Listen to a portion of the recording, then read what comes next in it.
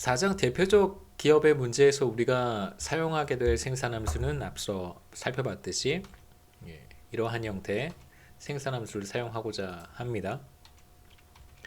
그래서 y는 g의 f, 그 다음에 k는 자본 수당이고요. 그 다음에 n은 기업이 투입하는 노동의 양이 되겠죠. 레이버예요. 그래서 우리가 이러한 생산함수를 가정을 하고 지난 시간에 노동의 한계 생산, 자본의 한계 생산이 이제 체감한다는 것을 살펴봤습니다. 그리고 자, 왼쪽 그림 생산함수고요. 이제 한 점에서의 한계 생산을 우리가 생산함수와 접하는 이제 접선의 기울기로 표현할 수 있다고 했고, 우리가 가로축에는 노동, 레이버를 표시했기 때문에 이 경우 생산함수와 접하는 접선의 기울기가 노동의 한계 생산, 이제 MPL이라고 부른다고 했습니다. 마찬가지로 가로축의 변수가 k가 되면 자본의 한계 생산을 우리가 표현하는 것이 되겠죠. 이러한 생산함수의 5가지 성질을 우리가 하나씩 순서대로 보려고 하는데요. 4장에서는 대표적 기업의 간단한 의사결정 문제, 여기서 이윤 극대화 문제를 보려고 해요. 그래서 이윤 극대화 문제에서 기업이 선택하는 것은 얼마만큼의 노동을 투입할 것인가,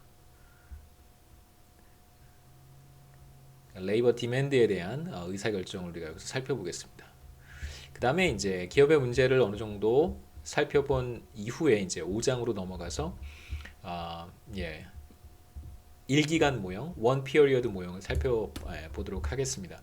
우선 여기서 우리가 보려고 하는 생산함수의 5가지 성질 중에 첫 번째 성질은 뭐냐면 constant returns to scale을 갖는다는 거예요.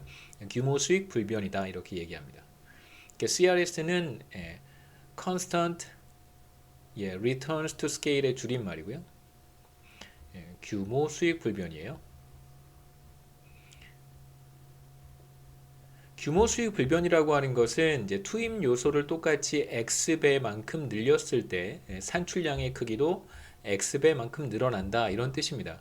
그래서 k도 이건 곱하기가 아니고 x예요, x. k도 x배만큼, 예를 들면 2라고 생각해, x가 2라고 생각해 보시면 k도 2배만큼 늘려주고 n도 2배만큼 늘려주면 그럴 경우에 산출량이 늘어나겠죠. 자본도 2배 해주고 노동도 2배 해주면 산출량이 늘어날 거예요. 정확히 산출량이 얼마나 늘어나냐면 정확히 2배 늘어난다 이런 뜻입니다. 그게 바로 규모 수익 불변이에요. 어렵지 않은 내용이라고 생각합니다. 반대로 이제 자본을 2분의 1만큼 줄이고 그 다음에 노동을 2분의 1만큼 줄이면 당연히 산출량도 2분의 1로 줄어들겠죠. 그게 이제 CRS가 뜻하는 것입니다. 우리가 여기에서 지금 보고 있는 문제는 바로 대표적 기업 Representative Firm이고요.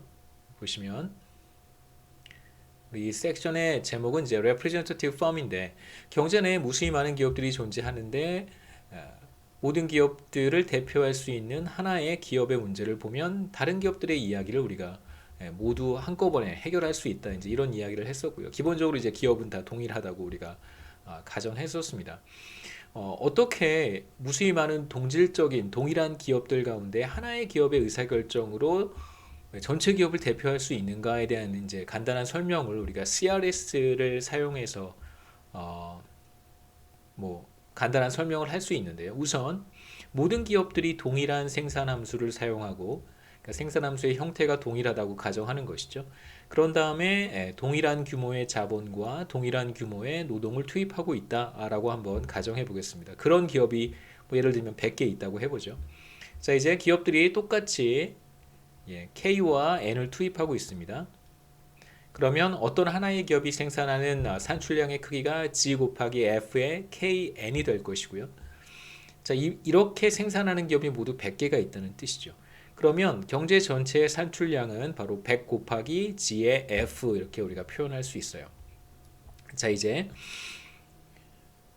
모든 기업들이 동일합니다. 그러면 각각의 기업들이 K만큼의 자본을 다 투입하고 있는데 그 K들을 다 모으면 모두 100 곱하기 K가 될 것이고요. 이게 바로 경제 전체의 자본의 크기가 될 것이고 모든 기업들이 K만큼 자본을 투입하고 있고 기업의 숫자가 100이라고 우리가 전제를 했으니까요. 그리고 기업들은 동일하게 N만큼의 노동을 투입하고 있습니다. ND 만큼의 노동을 투입하고 있는데 모두 동일한 규모의 노동을 투입하고 있고 기업의 수는 100이라고 했으니까 여기에 100을 곱해서 경제 전체 노동 투입량을 우리가 구할 수 있어요. 자, 이제 어떤 하나의 기업, 대표적인 하나의 기업을 생각해 보겠습니다. 그러니까 100개의 기업을 생각해도 괜찮고 이제는 어느 한 엄청나게 큰 어떤 기업이 경제를 대표한다라고 한번 가정해 보죠. 그러면 이 기업이 다른 모든 그 100개의 기업들을 뭐 다 통합한 것이다. 혹은 뭐 하나의 어떤 독점적인 형태의 기업이다. 실제로 모노폴리를 뜻하는 것은 아니고요. M&A 방식으로 100개의 기업을 다 머지한 어떤 기업이 존재한다, 탄생했다라고 한번 생각해 보죠. 그러면 이 기업은 다른 100개의 기업들이 사용했던 자본 투입량 100 곱하기 K를 투입하게 될 것이고 다른 모든 100개의 기업들이 투입하고 있었던 노동 투입량을 다 합치면 100 곱하기 N이 될 텐데 이걸 이제 노동으로 투입하게 되겠죠. 자, 그러면 어떤 대표적 기업은 다른 100개의 기업을 다 머지한 M&A한 어떤 기업은 얼마만큼의 아웃풋을 생산하게 되냐면 G times F에 이제 K는 100 곱하기 K만큼을 투입하게 될 것이고요. 그 다음에 노동은 100 곱하기 N만큼을 투입하게 되겠죠. 이 기업이 얼마만큼을 생산할 것인가? 이 생산함수가 CRS이기만 하다면 규모 수익 불변이라고 우리가 가정한다면 그러면 K를 100배 해주고요. 노동 투입량을 100배 했을 때 규모 수익 불변 생산함수에 따르면 산출량은 정확히 100 곱하기 이렇게 표현할 수 있습니다. 마치 꼭 X가 100이 되는 경우라고 할 수 있겠죠.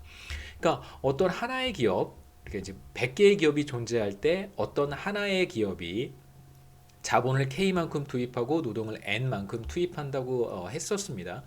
그 경우의 산출량이 바로 어떤 하나의 기업이죠. 100개 중에 하나의 기업이 이만큼을 생산을 하고 있고 이러한 기업이 모두 100개가 있다면 산출량은 100 곱하기 이만큼이 될 거예요. 그런데 M&A를 통해서 100개의 기업을 통합한 어떤 M&A를 한 어떤 기업이 하나 나타난다면 그 기업은 모두 100 곱하기 K만큼의 자본을 투입하고 100 곱하기 N만큼의 노동을 투입하게 될 텐데 그 경우에 생산하는 것이 정확히 같아질 거라는 것이죠. 100개의 기업이 생산했을 때의 산출량과 하나의 기업이 다른 모든 기업들을 M&A 한 이후에 생산하는 생산량은 사실상 같아질 거라는 뜻입니다. 그래서 동일한 기업이 100개 존재한다라고 가정해도 괜찮고 하나의 기업이 경제 전체를 대표한다. representative form을 우리가 가정해도 괜찮습니다. 단 이 경우에 생산함수가 규모 수익 불변의 성질을 가져야겠죠. 그래서 생산함수가 규모 수익 불변이라고 우리가 가정할 수만 있다면 실제로 거시경제학에서는 생산함수가 규모 수익 불변이라는 가정을 아주 빈번하게 사용합니다. 그럴 수 있다면 이제 하나의 기업이 무수히 많은 기업들, 동질적인 기업들을 이제 대표할 수 있게 되는 거예요. 두 번째 성질은 생산함수가 어떤 성질을 갖냐면 두 번째 성질은 노동 투입량이 증가하거나 자본 투입량이 증가할 때 산출량이 반드시 늘어나는 그러한 성질을 갖습니다. 당연하겠죠. 자본 투입량을 늘려주면 그때 반드시 투입 요소 중에 하나의 인풋을 늘릴 때 다른 인풋은 반드시 고정되어 있어야 돼요. 그러니까 자본을 K를 내가 늘린다면 그때 이제 N은 고정되어 있어야 되고요. 내가 N을 늘린다면 자본 K는 고정되어 있어야 합니다. 여하튼 둘 중에 어떤 인풋이 늘어난다면 반드시 아웃풋은 늘어나야 돼요. 그것을 수식으로 간단하게 표현한 것이 자본의 한계 생산도 0보다 커야 되고 노동의 한계 생산도 0보다 커야 한다 이렇게 얘기할 수 있습니다. 그러니까 자본의 한계 생산이 0보다 크다, 노동의 한계 생산이 0보다 크다는 것은 우리가 앞서 그림에서 봤듯이 이렇게 marginal product of labor가 이렇게 위쪽으로 우상향하는 형태를 갖는다는 거예요. 그래서 기울기가 0보다 크겠죠. 이 경우에는 기울기가 0보다 큽니다. 그러니까 지금 이 경우 우리 오른쪽 그림에서 확인할 수 있는 것은 자본은 고정되어 있는 상태에서 레이버 인풋을 늘려주면 반드시 산출량은 늘어나도록 그림을 제가 그렸습니다. 그러니까 이러한 성질을 반드시 갖는다는 거예요. 그래서 NPL은 이렇게 우상향하게 그림을 우리가 그려볼 수 있습니다. 세 번째 성질은 이제 노동의 한계 생산이 체감하고 그 다음에 자본의 한계 생산이 체감한다. 세 번째 성질은 노동의 한계 생산이 체감한다는 것이고요. Marginal Productable Labor는 decreasing 합니다.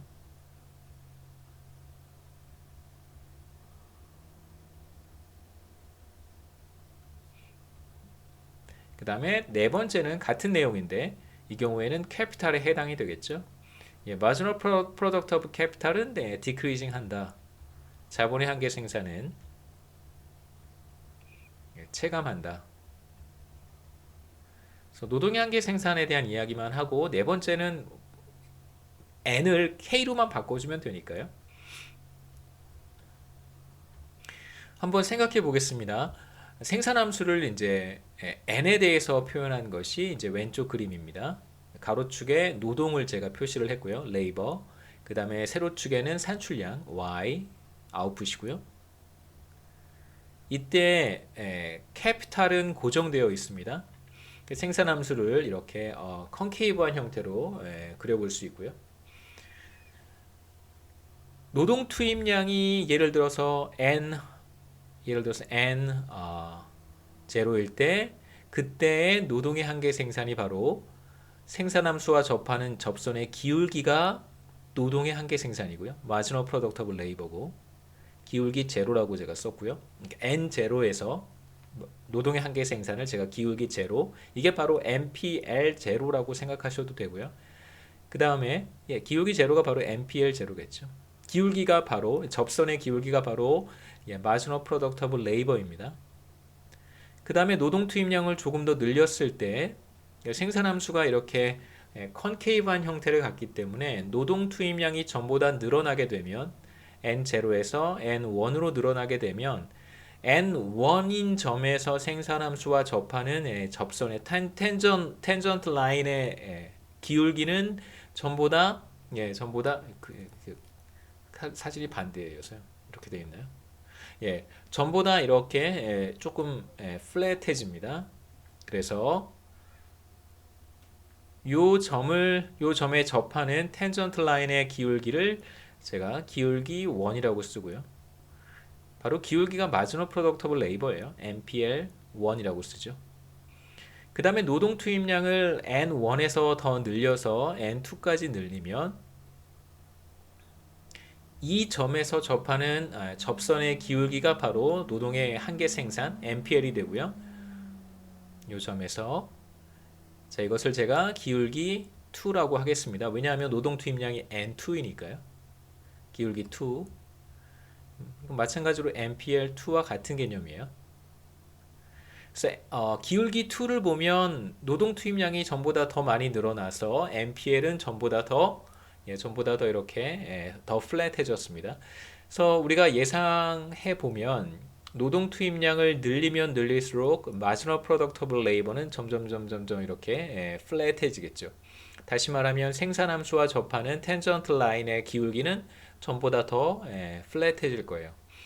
기울기가 플랫해진다는 것은 점점점 작아진다는 뜻입니다. 기울기가.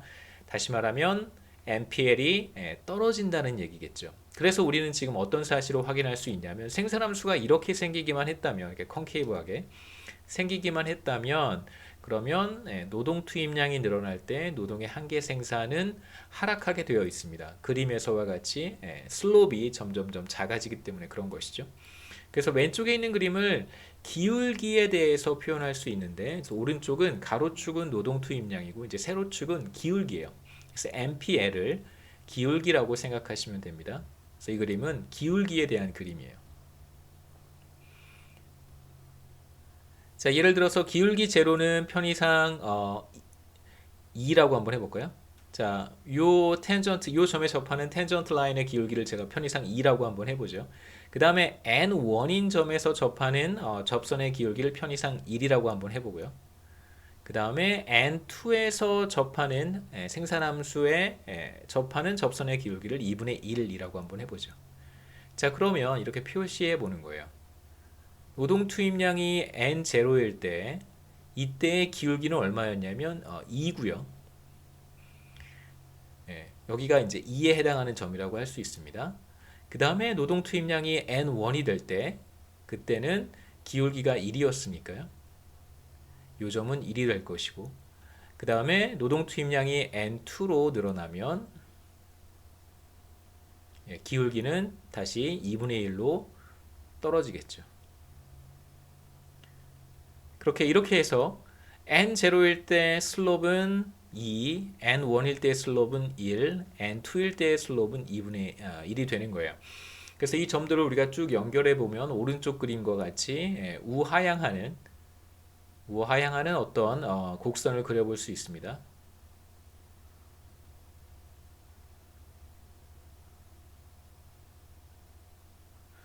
기울기가 이렇게 떨어지는 것이죠. 왜냐하면 노동 투입량을 늘리면 늘릴수록 노동의 한계 생산은 떨어지겠죠. 기울기가 슬롭이 점점 작아지기 때문에 우리가 왼쪽의 그림은 생산함수를 보여주는 것이고 이제 오른쪽의 그림은 그 생산함수의 각 점에서의 기울기를 보여주는 거예요. 노동 투입량이 늘어나면 늘어날수록 이제 슬롭은 점점 떨어지니까 노동의 한계 생산, 그러니까 마지노 프로덕터블 레이버는 이렇게 하락하는 것으로 우리가 그려볼 수 있습니다. 그래서 세 번째 우리가 하고 있었던 얘기는 마지노 프로덕터블 레이버는 디크리징 한다. 노동의 한계 생산은 체감한다. 이러한 사실을 간단하게 그림으로 표현할 수 있고요. 노동의 한계 생산을 그림으로 표현한 것이 바로 오른쪽 그림입니다. 네 번째 marginal product of capital도 decreasing 한다. 이것은 자본 투입량이 레이버 인풋이 캐피탈 인풋이 늘어나게 되면 marginal product of capital이 decreasing 한다. 이러한 사실은 우리가 똑같은 그림을 그려보면 돼요. n을 k로만 바꿨었으면 되겠죠. 근데 npl을 npk라고만 바꿨으면 같은 결과를 우리가 얻을 수 있습니다. 자, 이렇게요. 이거 대신 npk라고 쓰고요. 그 다음에 이쪽에 k라고 쓰면 되고요. 그 다음에 생산함수에서도 이쪽을 k라고 쓰면 되고, 마지노 프로덕트 오브 여기는 캐피탈이라고 쓰면 되겠죠. 그래서 마찬가지입니다. 캐피탈에 대해서도 우리가 생산함수를 이렇게 컨케이브하게 표시할 수 있고, 그 다음에 자본 투입량, 캐피탈 인풋이 늘어나면 늘어날수록 생산함수에 접하는 접선의 기울기는 점점 떨어질 거예요. 그 말은 곧 자본의 한계 생산이 디크리징 하는 것이다 라고 우리가 얘기할 수 있겠죠. 그래서 같은 그림, 자본의 한계 생산에 대해서도 오른쪽과 같은 그림을 이렇게 그려볼 수 있습니다. 그래서 자본 투입량이 늘어나면 자본의 한계 생산이 떨어진다, 체감한다 이런 뜻이겠죠. 그래서 다섯 번째는 노동의 한계 생산이 그러니까 어떤 경우에 노동의 한계 생산이 증가할 수 있냐면 이 경우에는 지금 생산 요소가 두 가지인데 자본 투입량이 늘어날 때, 다시 말하면 K의 투입량이 늘어날 때 K의 한계 생산이 아니고요. 노동의 한계 생산 NPL이 늘어납니다. 그러니까 우리가 앞서 세 번째 얘기했던 것은 N의 투입량이죠. 노동 투입량이 늘어나면 노동의 한계 생산이 떨어진다, 디크리징 한다라고 하는 것이고 이 경우에는 L이 아니라 이제 K로 바꿔 쓴 거예요. 그러니까 자본 투입량이 늘어나게 되면 노동의 한계 생산이 올라간다 이렇게 얘기할 수 있겠죠. 이걸 우리가 간단하게 생산함수를 통해서 먼저 확인해 보고 그림으로 컨펌해 보도록 하겠습니다. 자, 우선 간단한 생산함수를 생각해 보려고 하는데 생산함수는 뭐 대표적인 컵 더글러스 생산함수입니다. 당연히 규모 수익 불변이고요. 그래서 앞서 우리가 생산함수를 G times F의 K, N이라고 이제 표시를 했는데 이제 구체적인 함수의 형태를 그러니까 functional form을 제가 이제 여러분들께 소개한 거예요. 그래서 K의 세타승, 그 다음에 N의 1 세타승 이런 형태의 컵 더글러스 생산함수를 생각해 보도록 하겠습니다. 대체로 K의 승수 세타는 3분의 1 정도의 값을 갖고요. 그 다음에 n의 승수 1 세타는 한 3분의 2 정도의 값을 갖습니다. 자, 이제 생산함수가 주어지면 여기에서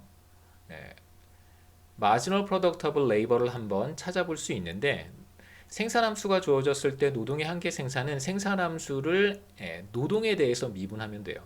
이 경우에 이제 노동은 n이니까 n에 대해서 미분하면 됩니다. 그런데 이제 변수가 또 하나 있잖아요. K라고 하는 또 다른 변수가 있는데 이 경우에 그냥 K를 무시하시면 돼요. K는 그냥 어떤 값이다라고 생각하고 N만 생각하면 됩니다.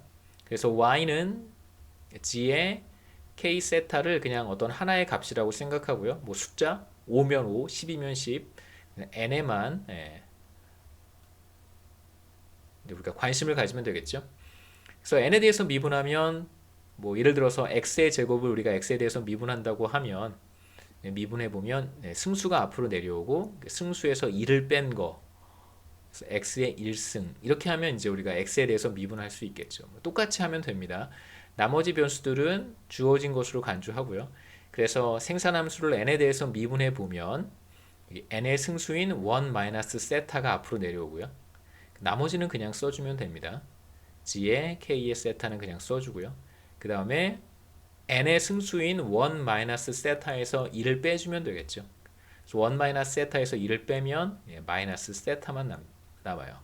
자, 이게 바로 우리가 지금 구한 marginal productive labor입니다.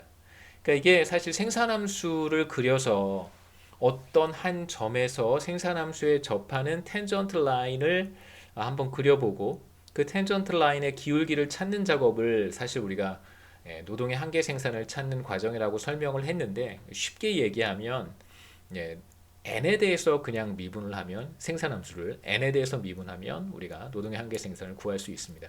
지금 여러분 보고 있는 이 식이 바로 노동의 한계 생산이에요. 자, 그런데 세타는 대략 3분의 1 정도의 값을 갖는다고 했으니까 그러니까 마치 마이너스 3분의 1승 혹은 뭐 마이너스 0.33 이런 값을 갖는다고 생각해 볼 수 있겠죠. 마이너스 세타는 마이너스 한 0.33 이렇게 되는 거예요. 그러니까 n의 승수가 마이너스 값을 갖기 때문에 이 경우에 이제 n이 늘어나면 이 전체 값은 떨어지겠죠. 그러니까 n의 승수가 마이너스니까 자, n이 늘어날 때 이 전체의 값은 떨어지게 되어 있습니다. 그래서 노동의 한계 생산이 체감하는 것이다 라고 우리가 얘기를 하는 것이죠.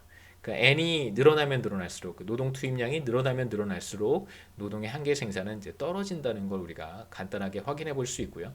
지금 우리의 아규먼트는 이 5번째 성질에서 제가 이제 여러분들께 보여드리고 싶은 것은 n이 늘어날 때 노동의 한계 생산이 어떻게 되는가는 우리가 3번째에서 봤고요. 5번째 성질은 K가 늘어날 때 이 전체 값이 어떻게 달라질 것인가.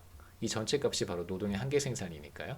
자, 이제 K가 늘어날 때 이 전체의 값은 어떻게 될 것인가를 생각해 보면 자, K의 승수는 3분의 1 정도가 되는 값이에요. 그러니까 세타 때라는 대충 3분의 1 정도의 값을 우리가 설정을 합니다.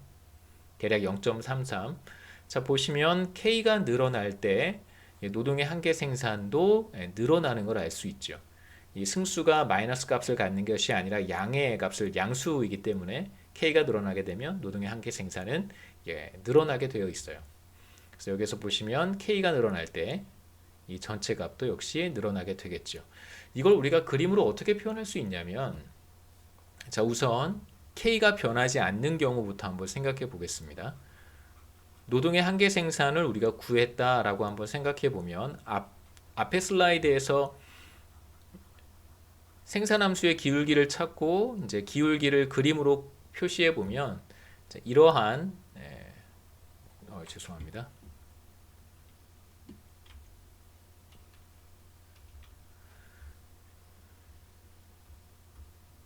자, 우리가 이러한 생산함수를 죄송해요. 이러한 노동의 한계 생산을 이렇게 표현할 수 있었어요. 앞에 슬라이드에서. 한번 들어가 볼까요? 자, 앞에 슬라이드에서 오른쪽 그림에 노동의 한계 생산 곡선을 이제 오른쪽 그림 표현했던 걸 기억하셨으면 좋겠습니다. 마찬가지로 노동 투입량이 늘어날 때 노동의 한계 생산은 체감하니까 이렇게 우하향하도록 노동의 한계 생산을 표시할 수 있는데요. 자, 이제 제가 노동을 이만큼 투입하고 있는 경우를 생각해 보죠. 자, 노동을 N1만큼 투입하고 있었습니다. 그러면 그때 노동의 한계 생산이 편의상 1이라고 한번 해보죠. 편의상 그냥 1이라고 한번 가정해 보겠습니다. 제가 노동을 N1만큼 투입할 때 그때 노동의 한계 생산은 1이다 라고 한번 해보죠. 자, 이런 상황에서 저의 자본 스탁이 늘어났어요. 자본 투입량이 전보다 늘어났어요. 자, 이때 자본 투입량이 늘어난다면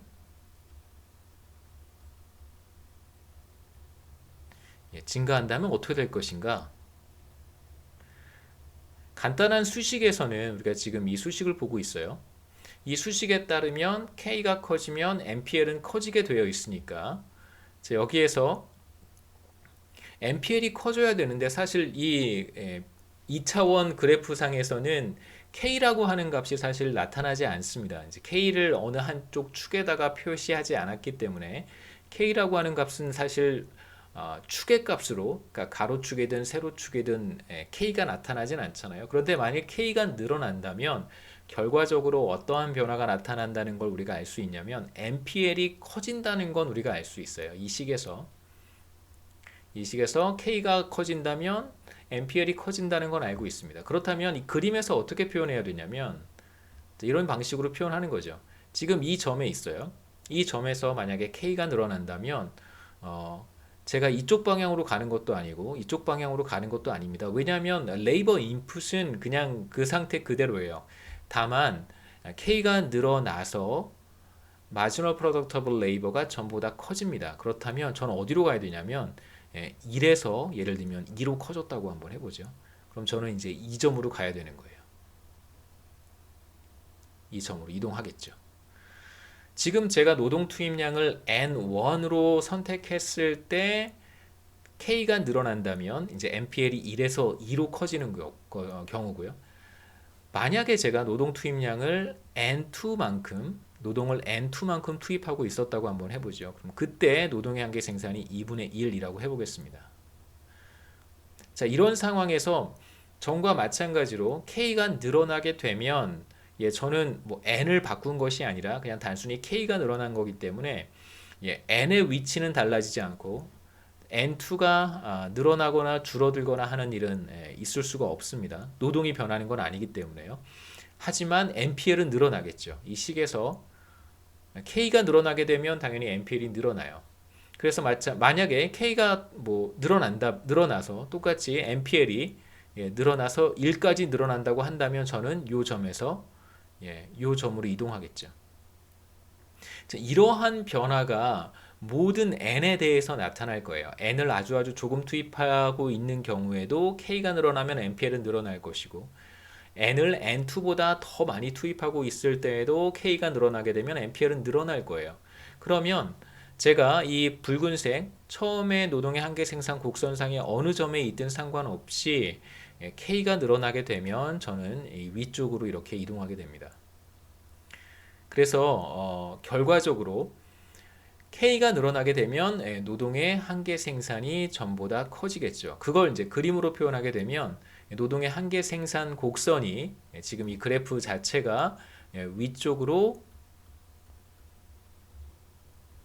이동하게 되는 현상이 나타나요. 정리해서 말씀드리면 K가 늘어날 때 노동의 한계 생산은 증가한다. 그래프가 이제 위쪽으로 이동한다. 이렇게 얘기할 수 있겠죠.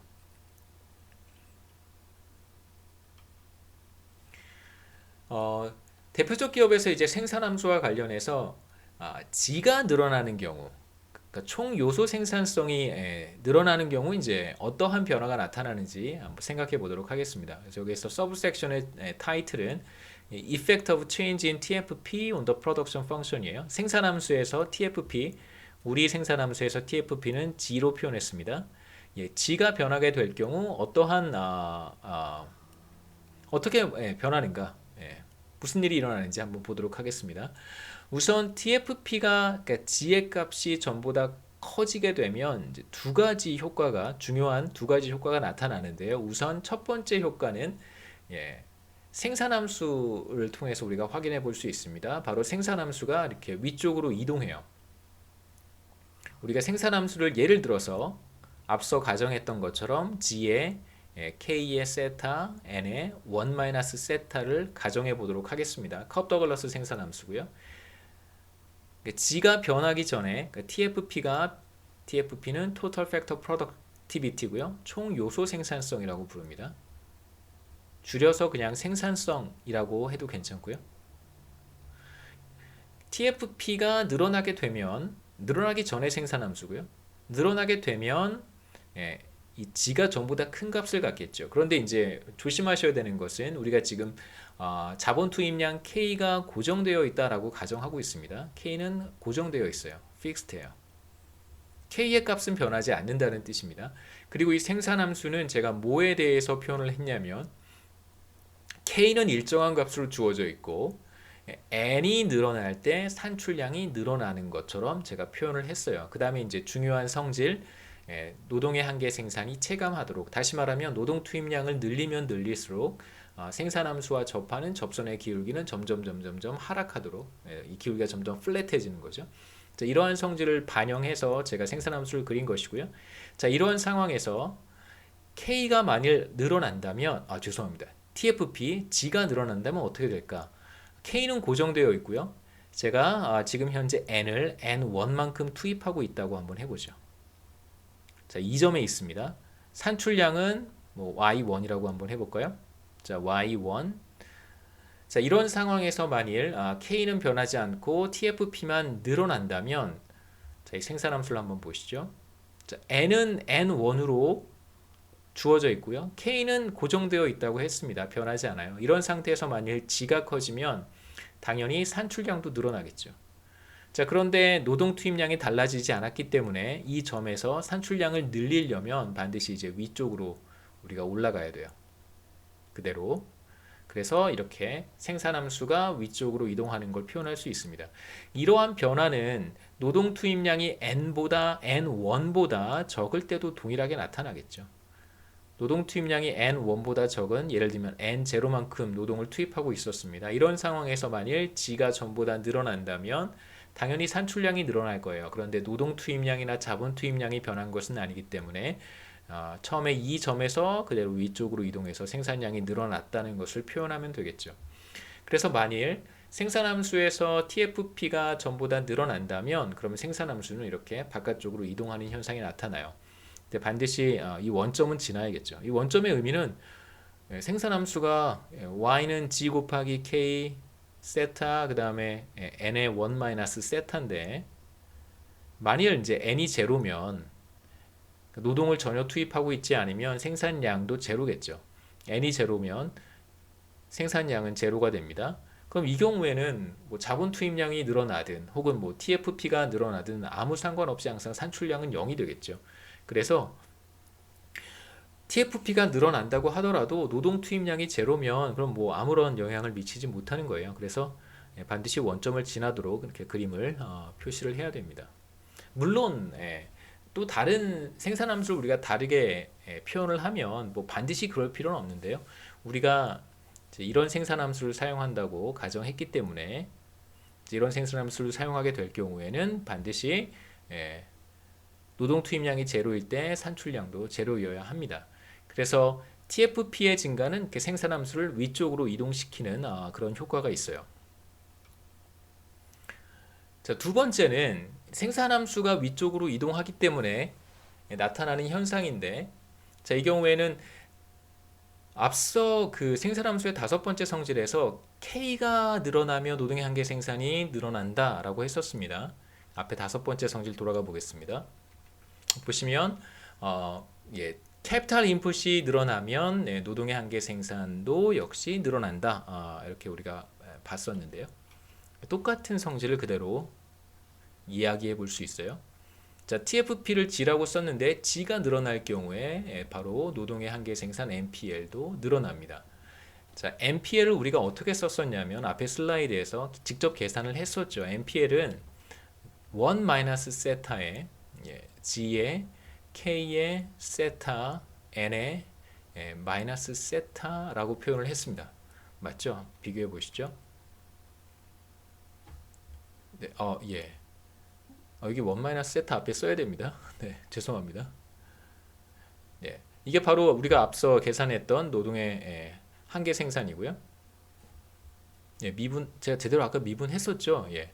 미분하면 이렇게 돼야 됩니다. 1 마이너스 세타에 G의 K의 세타에 N의 마이너스 세타.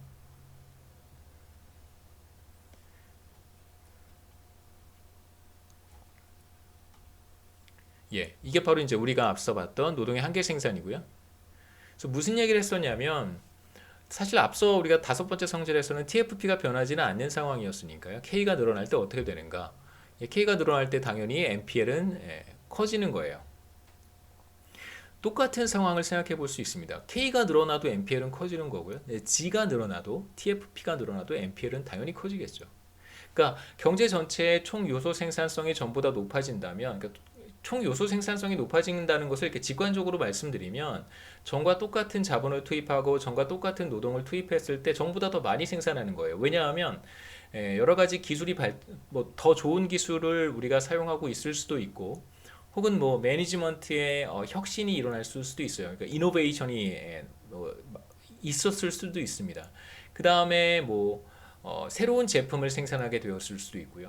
그 다음에 이제 생산 방법을 조금 더 좋은 생산 방법, 그러니까 예를 들면 뭐 자본을 절약한다든가 노동을 절약하는 방식, 그러니까 캐피탈 세이빙 혹은 레이버 세이빙 형태의 어떤 생산 과정을 우리가 새롭게 학습했을 수도 있습니다. 그 여러 가지 가능성, 혹은 원자재 가격이 떨어졌을 수도 있어요. 원유 가격이 하락하거나 원자재 가격이 하락해서 전과 동일한 캐피탈과 전과 동일한 레이버를 투입했을 때 전보다 더 많이 생산할 수도 있는 거예요. 그게 바로 총 요소 생산성의 증가라고 우리가 생각해 볼 수 있습니다. 뭐 제가 앞서 말씀드렸었어야 되는데 이러한 현상이 나타났을 때 노동의 한계 생산은 어떻게 될 것인가 라고 질문을 던져보면 당연히 늘어나겠죠. 노동의 한계 생산이라고 하는 것은 다른 것이 변하지 않는 상태에서 내가 노동을 한 단위 더 투입했을 때 산출량이 얼마나 늘어나는가를 보여주는 게 노동의 한계 생산이잖아요. 그런데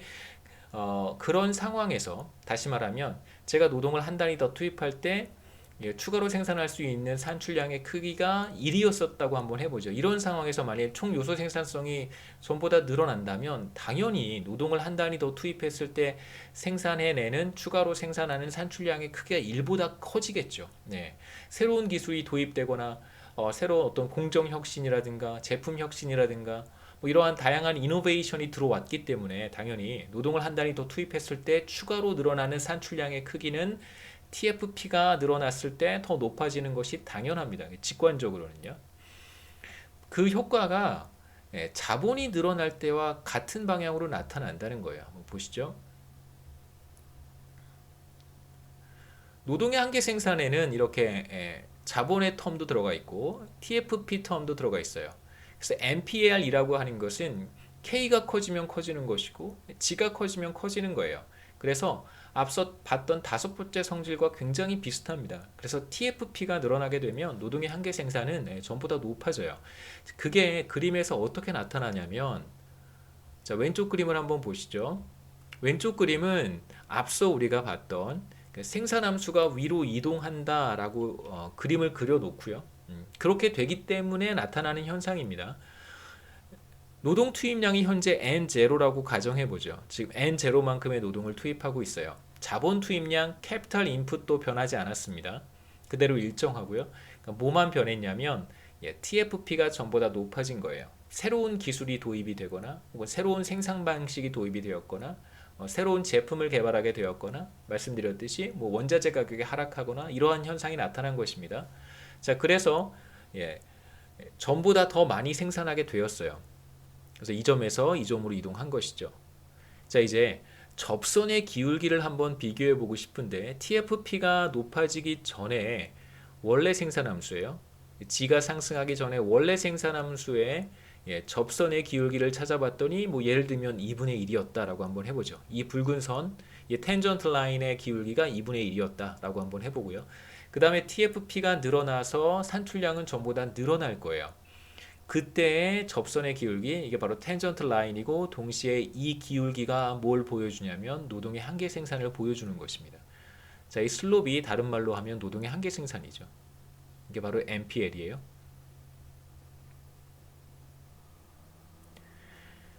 TFP가 늘어나게 되면 그때의 접선의 기울기는 예를 들면 1, 둘 이렇게 선을 비교해 보면 어떤가요? 당연히 위에 있는 접선이 텐전트 라인의 기울기가 더 크다는 거 우리가 쉽게 확인해 볼 수 있습니다. 그래서 TFP가 늘어나게 되면 당연히 슬롭은 더 커지는 거예요. 쉽게 우리가 알 수 있습니다. 자, 이제 TFP의 증가가 노동의 한계 생산을 어떻게 변화시키는가? 당연히 노동의 한계 생산을 높일 거예요. 이제 그걸 그림으로 또 다르게 표현해 보면, 그래서 왼쪽 그림과 같이 표현해 볼 수도 있고, 생산함수가 이동했어요. 이동한 점에서 접선의 기울기를 한번 계산한 다음에 비교하는 방식, 왼쪽의 그림과 같은 형태고요. 그 다음에 이제 오른쪽과 같은 방식으로 우리가 비교해 볼 수 있습니다. 앞서 슬라이드 29페이지에서 우리가 했던 작업과 같은 방식으로 한번 해보는 것이죠. 자, 제가 노동을 N0만큼 투입하고 있었어요. TFP가 늘어나기 전에 노동의 한계 생산은 이렇게 우하향하게 다운워드 슬로핑 MPR 커브로 우리가 그려볼 수 있습니다. 그때 기울기가 뭐였었냐면 2분의 1이니까 요 점이 바로 2분의 1이고요. 이 2분의 1은 어디서 온 거냐면 제가 2분의 1이라고 여기서 가정을 해서 2분의 1이 되는 거고요. 자, 이 상태에서 자본 투입량은 달라지지 않았어요. 노동 투입량도 당연히 달라지지 않았어요. TFP만 늘어납니다. TFP가 늘어나게 되면 현재 노동 투입량 N0 수준에서 어떤 변화가 나타나냐면 슬롭이 1로 커져야 돼요. 다시 말하면 노동의 한계 생산이 2분의 1에서 1로 증가해야 됩니다. 그래서 이 점에서 이 점으로 이동하는 것이죠. 그래서 TFP가 늘어나게 되면 노동의 한계 생산이 증가하게 되고, 이러한 변화는 제가 노동을 N0만큼 투입하고 있을 때에만 나타나는 현상이 아니고, N0보다 노동을 적게 투입하든 더 많이 투입하든 이제 이러한 현상은 항상 나타나게 되어 있습니다. 그래서 TFP가 늘어나게 될 경우 노동의 한계 생산 곡선은 이렇게 위쪽으로 이동하게 돼요. 그래서 결과는 사실상 우리가 앞서 봤던 자본 투입량이 늘어날 때와 같은 결과라고 볼 수 있겠죠. 돌아가 보겠습니다. 그래서 그림의 형태는 대체로 동일합니다. 그래서 노동의 한계 생산 곡선이라고 하는 것은 자본 투입량이 늘어날 때 위쪽으로 이동하고요. 그 다음에 TFP가 늘어나면 마찬가지로 이렇게 위쪽으로 늘어나게 돼요. 말씀드렸듯이 노동의 한계 생산 이 이퀘이션에서 뭐 물론 이제 매그니튜드는 달라지죠. 그러니까 G가 한 단위 늘어났을 때의 효과랑 K가 한 단위 늘어났을 때의 효과랑 똑같지는 않아요. 여기 승수가 있으니까. K에 승수가 있잖아요. G의 승수는 1이고 G에는 위에 1이 있는 거나 마찬가지고, 죄송합니다. K는 위에 이제 세타가 있는 거니까 승수가 달라서 G가 한 단위 늘어날 때의 효과와 K가 한 단위 늘어날 때의 효과는 같지는 않아요. 매그니튜드는 서로 다르지만 우리가 방향은 같다라고 얘기할 수 있겠죠. G가 늘어났을 때 MPL이 늘어나고 K가 늘어났을 때도 MPL은 늘어난다. 그 방향은 동일합니다. 다만 이제 크기는 다르겠죠. 자, 그렇다면 아까 뭐 간단하게 제가 말씀드리긴 했는데요. TFP가 늘어나게 되는 이유는 무엇일까? 그러니까 무엇 때문에 TFP가 총 요소 생산성이라고 하는 것이 늘어날까? 첫 번째는 이제 기술 진보라고 할 수 있고요. Technological Innovation인데 뭐 기술 혁신이라고 보통 번역하지는 않고 우리 거시경제학에서는 이걸 보통 기술 진보라고 얘기합니다. 기술 발전, 기술 진보 라고 표현을 하고요. 뭐 기술 발전, 기술 진보에는 기술 진보는 다양한 형태로 나타나는데 뭐 제가 여기 예를 들었던 것은 Organization of Production, 그러니까 생산하는 방식 자체가 그러니까 공정 혁신이라고 생각하시면 됩니다. 그러니까 Process Innovation이라고 보통 우리가 부르는데, 생산하는 방식에서의 변화가 나타나게 되면 조금 더 그러니까 이노베이션이 있는 형태로, 무조건 생산 방식을 바꾼다 그래서 그게 다 이노베이션은 아니잖아요. 그러니까 효율성을 높이거나 아니면 혹은 뭐 노동을 세이빙하거나 혹은 자본을 세이빙하는 형태로 어떤 그 공정 혁신이 이루어진다면 이제 이런 걸 기술 발전, 기술 진보라고 우리가 얘기를 하고요. 그다음에 이제 뭐 매니지먼트 테크놀로지 같은 것들이 뭐 바뀐다면 뭐 경영 기술, 경영 기법 이런 것들을 그냥 포괄적으로 얘기하는 것인데요. 뭐 그냥 매니지먼트의 변화라고 생각해도 괜찮습니다. 두 번째는 뭐 기후의 변화라고 생각해 볼 수 있는데요. 테크놀로지컬 이노베이션, 기술 발전, 기술 진보는 비교적 장기적인 관점에서 나타나는 현상이고 날씨나 기후 같은 것은 비교적 단기적인 관점이라고 할 수 있겠죠. 이제 지금 우리가 접하고 있는 기후 변화라든가 지구 온난화, 클라이밋 체인지 같은 것은 사실 단순하게 단기적인 관점에서의 변화라고 보기는 좀 어렵습니다만 뭐 어느 한 해 우리 지금 지난 여름에 겪었던 홍수라든가 태풍 피해, 장마죠. 장마, 홍수, 태풍 피해 이제 이런 것들이 사실상 어떻게 보면 단기적 관점에서의 기후 조건의 변화로 인해서 나타나는 생산성 하락이라고 볼 수 있어요. 일종의 이제 TFP 충격이라고 우리가 생각해 볼 수 있겠죠. 그래서 이러한 기후 변화는 대체로 뭐 농산물 생산에 직접적인 영향을 미칠 것이고요. 그 다음에 이제 계절적 요인, 뭐 계절적 요인의 영향을 많이 받는 이제 건설업 부문,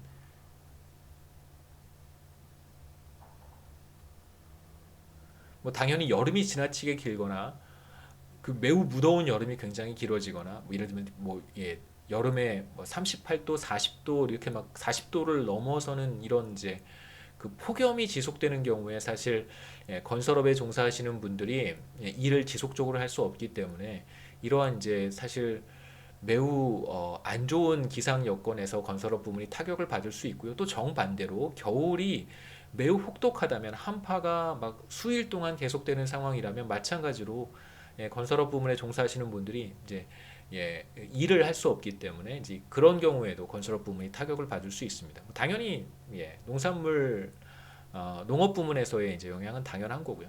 세 번째는 이제 정부의 제도, 레귤레이션도 이제 중요한 요소라고 생각해 볼 수 있습니다. 이제 큰 틀에서 보면 이제 제도, 인스티튜션하고 관련된 것이죠. 인스티튜션.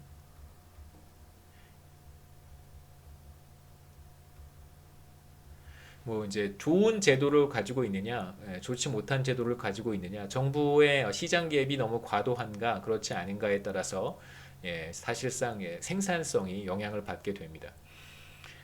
뭐 그다음에 정부가 어떤 시장 규제를 한다든가 시장에 어, 개입을 하는 경우에 예상할 수 있는 방식으로 혹은 뭐 미리 사전에 노티스를 준다든가 어떠한 방식으로 시장 개입이 이루어질 것이다라고 하는 것을 뭐 민간 부분에서 예상할 수 있다면 비교적 생산성에 미치는 부정적인 영향은 크지 않은데 갑작스럽게 뭔가 어떤 정책을 발표를 하고 예상하지 못한 방식으로 정책 집행이 이루어진다면 그 다음에 이제 시장을 교란시키는 요소로 만약에 시장 개입이 이루어지거나 제도의 개입이 규제가 들어온다면 이제 그렇다면 사실상 총 요소 생산성에 부정적인 영향을 미칠 수도 있게 됩니다. 네 번째는 이제 뭐 잠깐 말씀드렸던 것처럼 원자재 가격, 뭐 에너지 가격의 변화 이런 것들도 사실상 총 요소 생산성에 영향을 미칠 수 있는 그런 요소라고 우리가 생각해 볼 수 있어요. 자, 이제 챕터 4의 마지막 이야기는 대표적 기업의 이윤 극대화 문제를 살펴보도록 하겠습니다. 앞서 이제 우리가 어떠한 가정을 도입했었냐면 기업은 두 가지 생산 요소를 활용을 합니다. 첫 번째가 캐피탈이고요. 두 번째가 레이버인데 캐피탈이라고 하는 것은 빌려서 쓰는 것이 아니라 이제 기업이 소유하고 있는 것이기 때문에 뭐 딱히 비용이 발생하지 않는 그런 투입 요소다라고 우리가 앞서 가정을 했었어요. 그렇기 때문에 얼마만큼의 자본을 투입할 것인가 하는 의사결정은 하지 않습니다. 주어진 자본을 그냥 다 투입하면 되는 거고요. 그래서 우리가 이런 생각을 해볼 수 있겠죠. 자본이 매우 풍부한, 캐피탈이 매우 풍부한 기업은 만약에 이윤 극대화를 하기 위해서 얼마만큼의 노동을 투입할 것인가를 결정하라고 한다면 그렇다면 매우 많은 노동을 투입할 거예요. 제가 거시경제학에서 이런 이그젠플을 잠깐 드렸었는데 혹시 거시경제학 수강하시는 학생들도 학생들 오해 없으시라고 만약에 어떤 그 항공사가 요즘 항공사 굉장히 힘들죠. 그 미국 같은 경우에도 계속 뉴스를 봤는데 미국 뉴스는 자주 봅니다. 한국 뉴스는 잘 안 보는데요. 한국 뉴스는 그냥 헤드라인만 좀 보고 자세한 내용은 잘 보지 않습니다. 보면 너무 답답하잖아요. 답답하고 힘들고 마음이 아프고 막 그래서 경제 뉴스는 또 그렇게 많지도 않아요. 그 경제가 사실 굉장히 중요하고 이슈고 그 지금 저는 너무 중요한데 사실 경제 뉴스는 그렇게 많이 비중 있게 다루지도 않고요. 경제 정책도 별로 없어요. 경제 정책과 관련된 그런 노티스도 별로 없습니다. 정부의 정책 방향 이런 것도 사실 뭐 그 매우 논란의 여지가 많은 정책들만 부동산 관련된 정책들이라든가 그다음에 이제 최근에 있었던 뭐 스티뮬러스 패키지라고 하죠. 이제 정부의 어, 경기 부양을 위한 정부의 재정 정책 같은 것들에 대한 어떤 뭐 논란은 굉장히 많은데 그 논란도 사실상 이게 얼마만큼의 효과가 있을 것인가 이게 에, 뭐 GDP에 얼마만큼의 영향을 미칠 수 있는가 그 다음에 혹은 어느 정도의 소득 지원 효과가 있을 것인가 그 다음에 우리 거시경제에서 관심을 갖는 재정 순수는 얼마나 될 것인가 사실 이런 이야기들은 거의 없고요. 우리가 사실 경제학을 깊이 있게 보고 관심을 갖고 우리가 어떤 정책이 우선되어야 되는지 어떤 정책이 더 효과적인지 또는 어떤 정책이 더 효율적인지 뭐 이런 그러니까 이펙티브하다는 것은 어떤 목표를 더 잘 달성할 수 있으면 그게 이펙티브한 거고요. 그다음에 이제 이피션시에 대한 이야기는 여러분 다 알고 계시는 것처럼 자원 배분의 왜곡을 최소화할 수 있다면 혹은 뭐 deadweight loss라고 하잖아요. 사중 손실이라든가 이런 이제 우리가 불필요하게 야기되는 그러한 손실을 최소화할 수 있는 것이 사실상 보면 더 효율적인 정책이라고 할 수 있는데 뭐 그런 것에 대한 논의는 별로 없고 굉장히 안타깝습니다만 지금 미국 항공사들도 굉장히 어려운 상황이어서요. 이제 정부가 필요한 어떤 자금 지원을 검토하고 있다는 이야기들이 좀 나오고 있어요.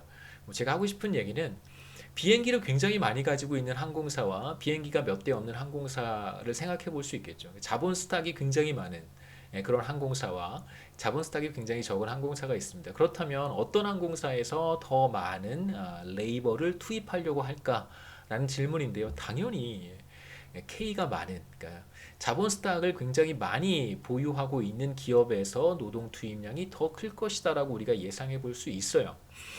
여하튼 우리가 지금 보려고 하는 내용은 기업은 자본을 소유하고 있고 얼마만큼의 자본을 빌릴 것인가에 대한 의사결정은 우리가 보지 않습니다. 왜냐하면 기업은 이미 자신 소유의 자본을 확보하고 있기 때문에 그런 것이고요. 그렇다면 이제 기업의 의사결정은 얼마만큼의 노동을 투입할 것인가로 압축되겠죠.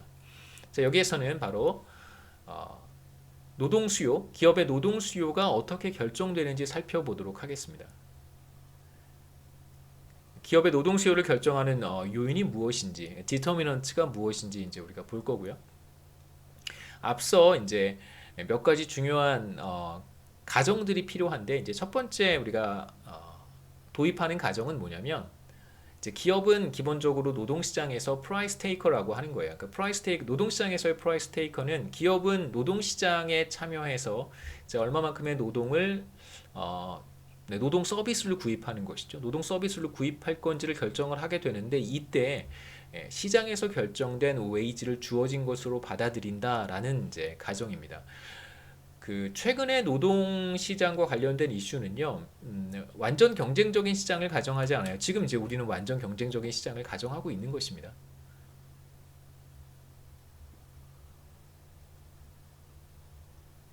노동시장이 완전 경쟁적이다. 따라서 노동 서비스를 공급하는 소비자들이나 노동 서비스를 구입하는 이제 기업들이나 그 어느 누구도 노동시장에서 가격이 이제 웨이지겠죠. 웨이지에 영향을 미치지 못하는 그런 시장을 우리가 가정하고 있는데 이제 최근의 트렌드는 꽤 오래됐어요. 한 10년 넘었는데 최근에 이제 거시경제학의 트렌드는 기업과 노동시장이 완전 경쟁적이다라고 하는 가정을 잘 채택하지는 않습니다. 최근 트렌드는 그래요. 그래서 또 우리는 최근 트렌드도 봐야 되잖아요. 6장에 가서 노동시장이 완전 경쟁적이지 않은 상황을 우리가 한번 보도록 하겠습니다. 그렇다면 누군가 웨이지에 영향을 미쳐야 되잖아요. 그래서 뭐 모납손이 수요 독점이라고 하는 우리가 이제 독점이라고 하면 모나폴리인데 모나폴리는 재화를 생산해서 공급하는 서플라이어 입장에서의 이제 모나폴리를 얘기하는 것이고요. 노동시장에서 노동을 공급하는 사람들이 이제 모노폴리가 되는 상황은 사실 현실적이지 않고, 조금 더 현실적인 것은 노동을 서비스를 구입하는 기업이 노동시장에서 독점적 지위를 누리는 경우들이 더러 관찰됩니다. 그런 시장, 그러니까 수요자가 독점력을 갖는 그러한 시장을 이제 수요 독점 혹은 이제 모납손이라고 부르는데요. 그런 시장도 존재하고요. 모납손이에 대한 스터디도 최근에 많이 있었고 수요 독점이라고 부릅니다. 그러니까 웨이지를 사실상 기업이 결정해버리는, 그러니까 노동 서비스를 수용하는 경제 주체들이 기업이잖아요. 모납소니가 이제 기업 하나의 거대 기업이 노동시장에서 이제 임금을 결정해버리는 그러한 시장을 우리가 모납손이라고 부르는데, 이러한 스터디도 이제 많이 하고 있고, 이거보다 훨씬 더 방대한 어떤 트렌드는 모납손이 이렇게 큰 트렌드는 아니에요. 그냥 이제 조금 보는 거고, 거대한 트렌드는 그 임금 협상입니다. 바게닝이 지금 트렌드고요.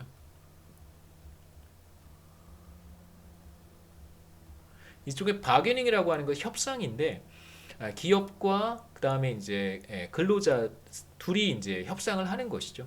그러니까 어느 정도의 임금이 양쪽 모두에게 더 좋은지, 그러니까 뭐 피자 나눠 먹는 그런 거라고 생각하시면 돼요. 어떻게 나눠 먹을 것인가. 나눠 먹는 비율은 이제 결정이 되어 있고요. 뭐 half and half 이렇게 나눠 먹는다.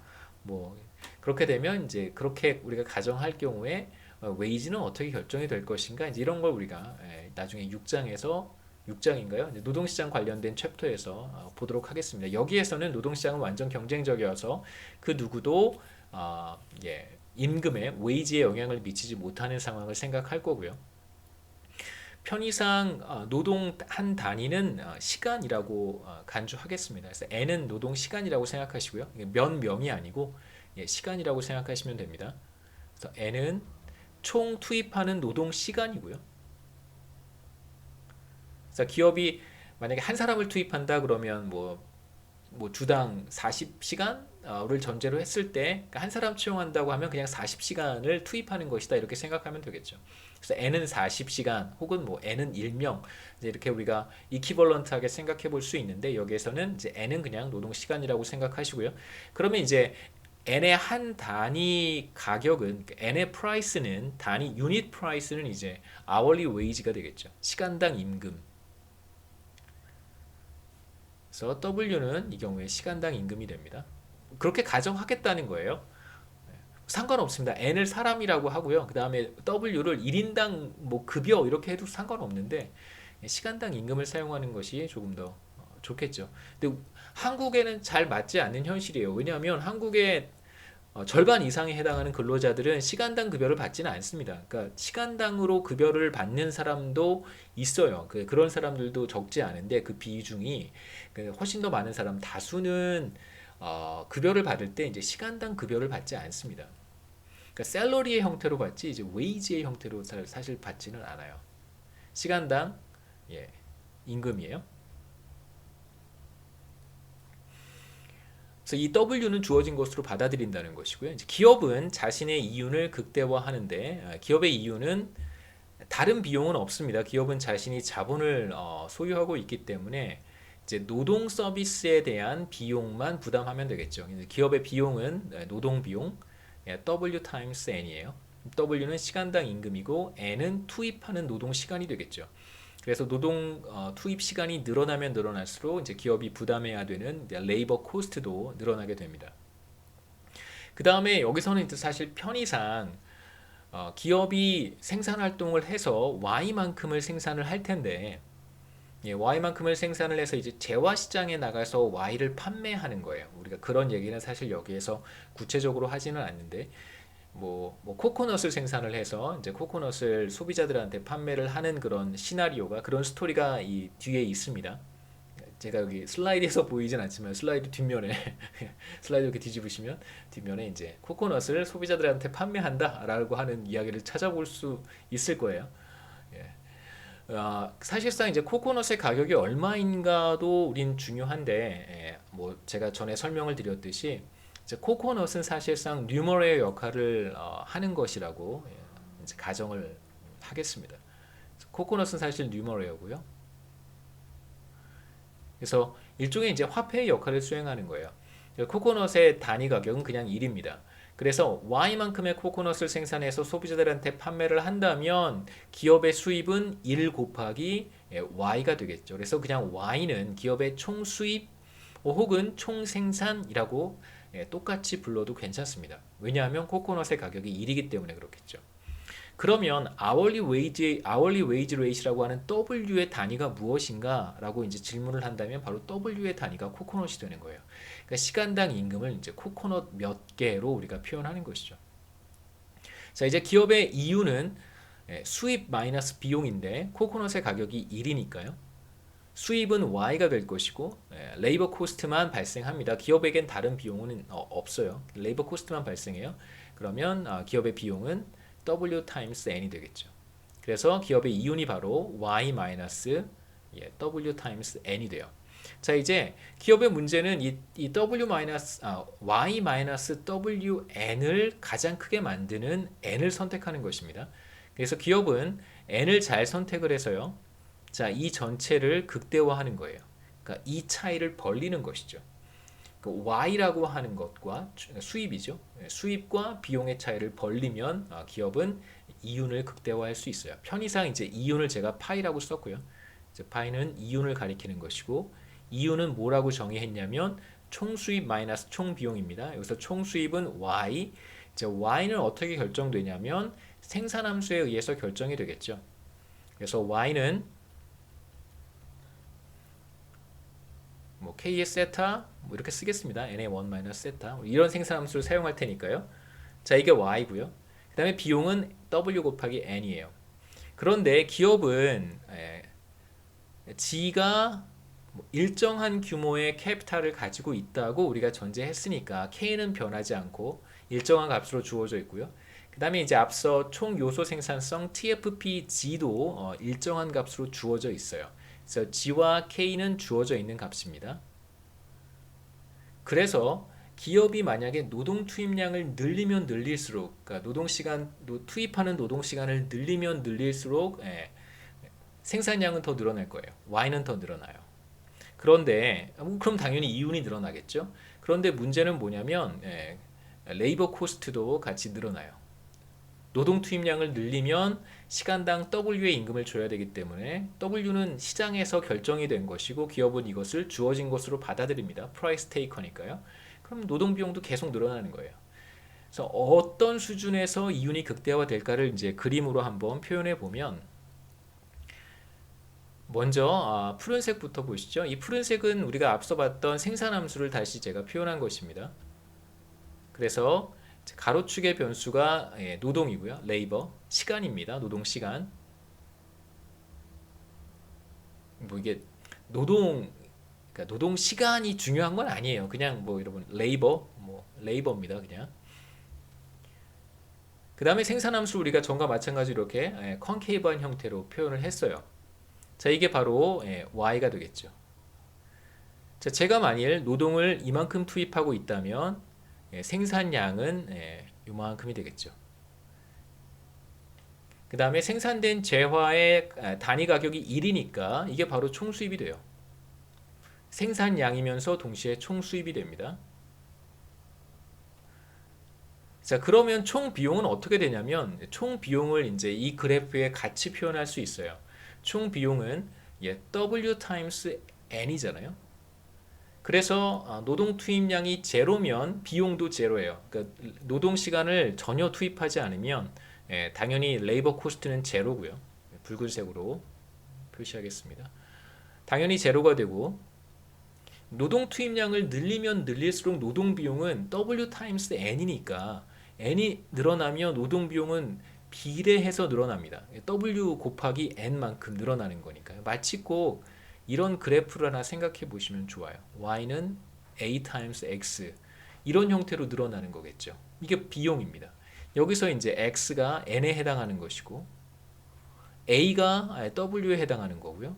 그 다음에 Y가 바로 코스트겠죠.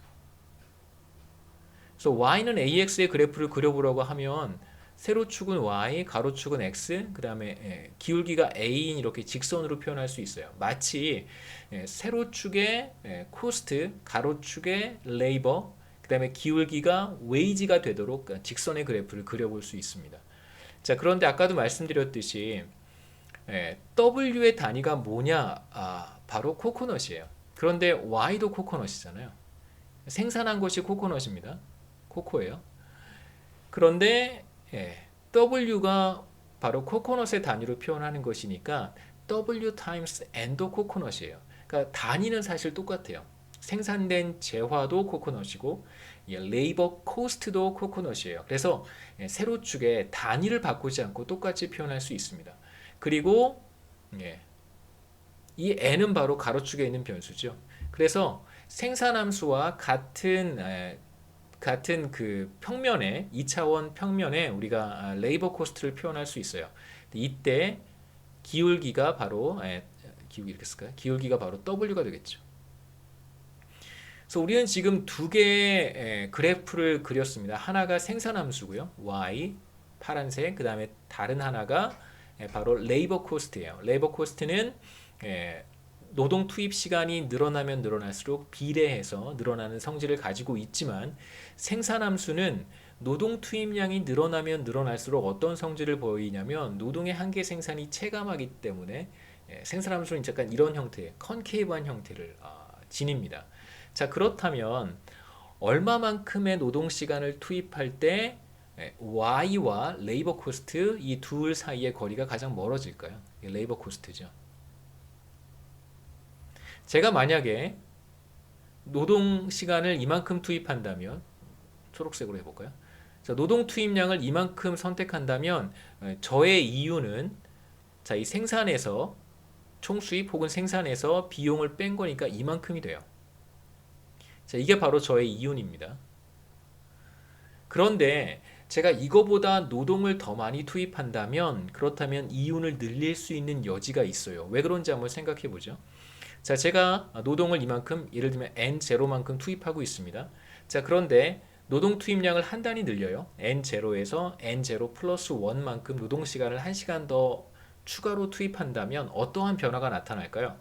우선 생산량이 늘어나요. 노동을 1시간 더 투입하게 되면 생산량이 늘어나는데 생산량이 얼마만큼 늘어나냐면 노동의 한계 생산만큼 늘어나요. 그게 바로 이 기울기로 표현할 수 있겠죠. 자, 제가 지금 노동을 N0만큼 투입하고 있으니까 생산함수의 그 점에서 접하는 그 점과 접하는 접선의 기울기가 바로 노동의 한계 생산이에요. 이거 제가 편의상 MPL0라고 하겠습니다. 노동을 N0만큼 투입할 때 제가 추가로 생산하는 것이 바로 MPL0라고 할 수 있고요. 혹은 추가적인 수입이라고 해도 괜찮습니다. 판매해서 얻는 수입이니까요. 코코넛 판매해서 얻는 수입이니까. 자, 그런데 N을 추가로 투입하게 되면 수입만 발생하는 것이 아니라 이제 코스트도 발생을 해요. 추가적인 비용이 발생하는데 추가적인 비용은 얼마만큼이냐면 기울기가 W예요. 직선이니까 노동 투입량을 한 단위 늘릴 때 추가로 발생하는 비용은 W입니다. 그렇죠? 1시간 더 투입하면 시간당 비용 웨이지만큼 줘야 되니까요. 저의 비용은 바로 이 붉은색 직선과 같은 거예요.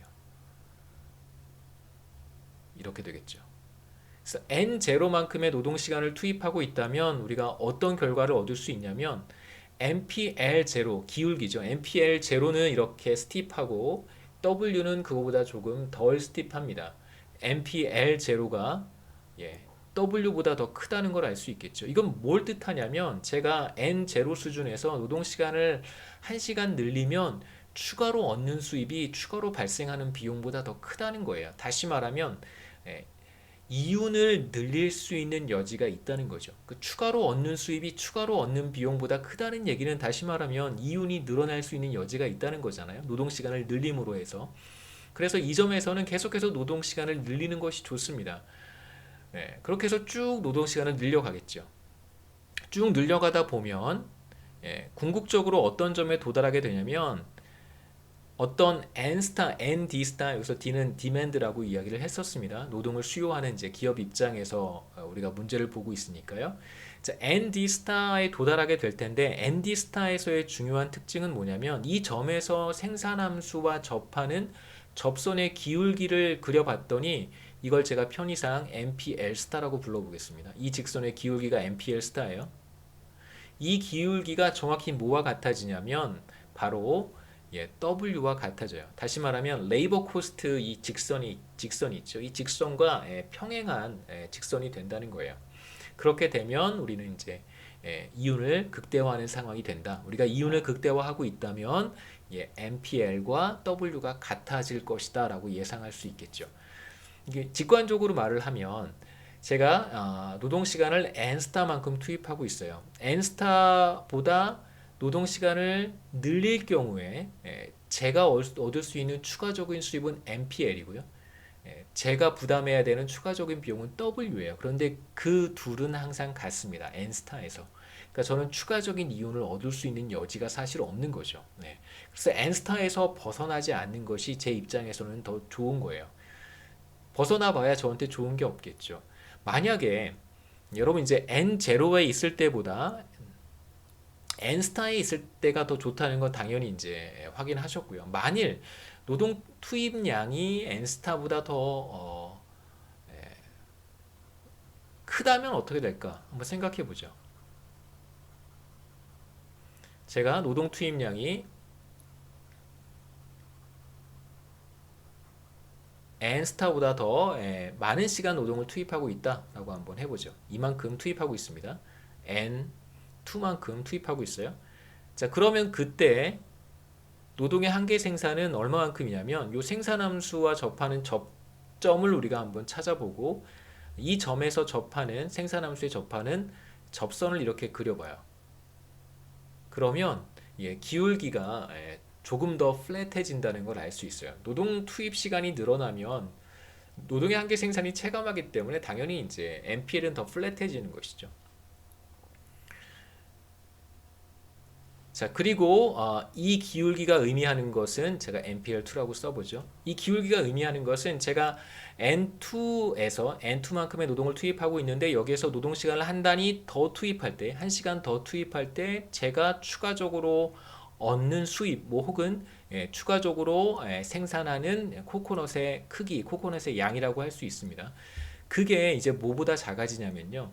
제가 추가적으로 부담해야 되는 비용보다 작아지는 거예요. 이게 바로 기울기가 W죠. 추가적으로 부담해야 되는 비용보다 작아져요. 거꾸로 얘기하면 제가 이제 N2만큼의 노동 시간을 투입하고 있었는데 제가 노동 시간을 거꾸로 1시간을 줄이면 노동 시간을 1시간 줄이면 이제 어떤 일이 벌어질까요? 제가 세이브할 수 있는 비용이 W예요. W만큼을 세이브할 수 있습니다. 컴퓨터가 중간중간에 이렇게 프리징 할 때가 있어서요.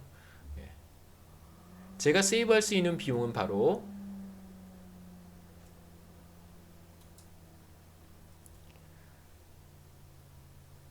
W만큼을 세이브할 수 있어요.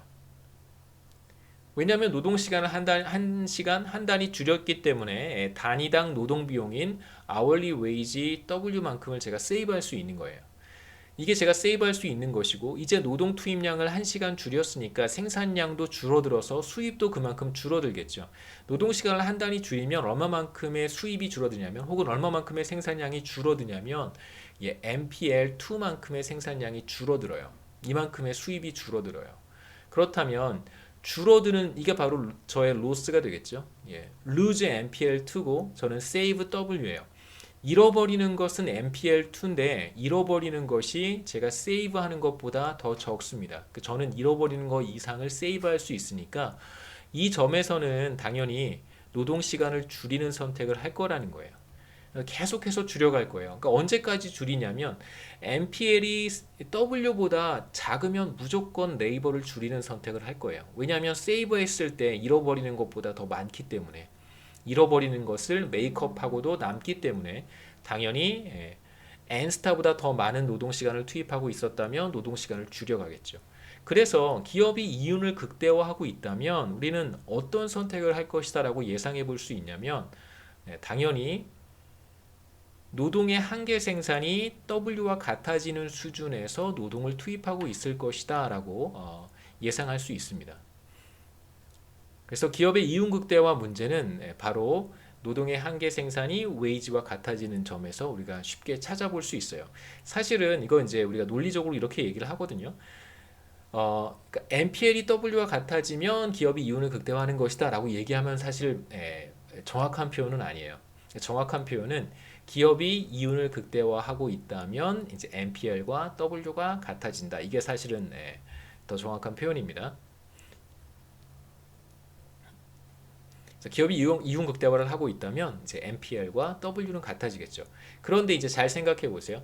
여기에서 NPL이라고 하는 것은 계속 변해요. 노동 투입량을 바꾸면 노동의 한계 생산은 변하게 되어 있잖아요. 왜냐하면 그건 기업의 생산함수로부터 NPL을 우리가 얻을 수 있기 때문에 그렇습니다. 그래서 NPL이라고 하는 것은 노동의 한계 생산은 기업의 거예요. 기업 생산함수가 기업의 거니까 기업으로부터 이렇게 우리가 디라이브 도출해내는 것입니다. 그런데 여기 right hand side에 있는 W는 이건 기업 것이 아니에요. 노동시장에서 결정이 돼서 기업이 주어진 것으로 받아들이는 것입니다. 그래서 왼쪽은 NPL은 이제 기업의 의사결정과 관련된 것이고 이제 오른쪽은 시장에서 결정되는 가격이겠죠. 그래서 시장에서 가격이 W로 주어지면 기업은 어떤 의사결정을 하는 거예요. 자, 이 그림을 제가 다시 한번 여기다 한번 그려보겠습니다. 자, 이렇게 생각해 볼 수 있어요. 그림을 똑같이 이렇게 표현해 보는 거죠. N이 있고요.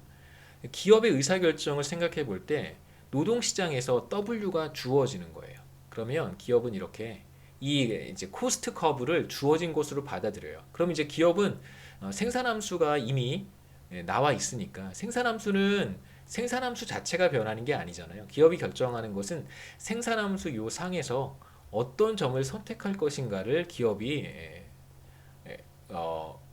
문제는 이 생산함수상에서 어떤 점을 선택할 것인가 하는 거예요. 어떤 점을 선택할까? 바로 그게 이제 기업의 이윤극대화 문제이고 우리의 이제 컨텍스트에서 문제이고 어떤 점을 선택할 것인가? 라고 하면 어떤 점을 선택한다는 거예요. 그래서 이 기울기가 이게 기울기가 W란 말이에요. 이 W와 같아지는 이 한 점을 찾을 거라는 거예요. 이 점을 찾을 거라는 뜻입니다. 이걸 이제 다르게 얘기하면 다른 방식으로 표현을 하면 이제 이런 게 되는 거예요. 그림을 좀 달리 표현하면 우리가 노동의 한계 생산에 대한 이야기를 할 때 생산함수를 가지고도 노동의 한계 생산을 얘기했지만 노동의 한계 생산 곡선을 따로 그림을 그리기도 했었습니다. 여기가 N이고요. 그 다음에 이쪽이 NPL 그림을 따로 그리기도 했어요. 한번 보시죠. 자, 어떤 그림이냐면 자, 이 오른쪽 그림인데요. 제가 다시 한번 그려보겠습니다. 이렇게 우하향하도록 NPL을 그렸어요. 자, 이 NPL은 사실상 모든 노동 시간에 대해서 기업의 노동의 한계 생산을 다 묘사한 거예요. 그러니까 기업은 이 중에 가장 마음에 드는 점을 하나 선택하면 되는 거죠.